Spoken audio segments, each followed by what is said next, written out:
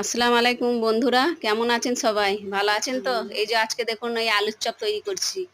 আলুর চপটা তৈরি করার জন্য ১ম এই আলুর চপে সব রকম মসলা দিয়ে মেখে রেখে দিয়েছি। আগে থাকতে মেখে রেখে দিলে কি জিনিসটা ভালো হয়।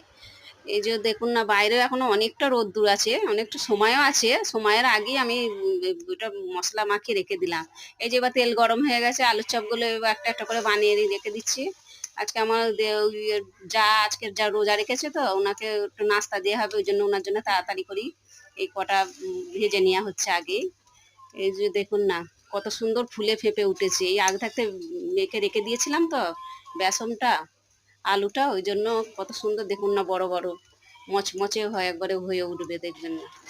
আর আজকে তো ২৮টা রোজা হয়েই গেল, কালকে ২৯টা, সোমবারে তো ঈদ হবে। আপনাদের ওদিকে সব কেমন কেমন বলছে, কবে কি ঈদ হবে? আর ওই আপনারা সব কমেন্ট করবেন। এই যে দেবরানীর সব জন্য, আমার জায়ের জন্য এই যে নাস্তা রেডি হয়েছে, ইফতারি ইফতারি দেওয়া হবে, এবার পাঠানো হবে ওনাদের ঘরে। এই পিছনেই ওনার ঘর, ওখানে দেয়া হবে। এই যে কটা বানানো হয়ে গেল, এখনো বানাতে আছে সব, এখানেও দিবার আছে, পাশের সব বাড়িতে আমাদের নিচেই সব আমার দাদারা, আমার ছেলে সব খাবে, তাড়াতাড়ি সব ভেজে নেওয়া হচ্ছে।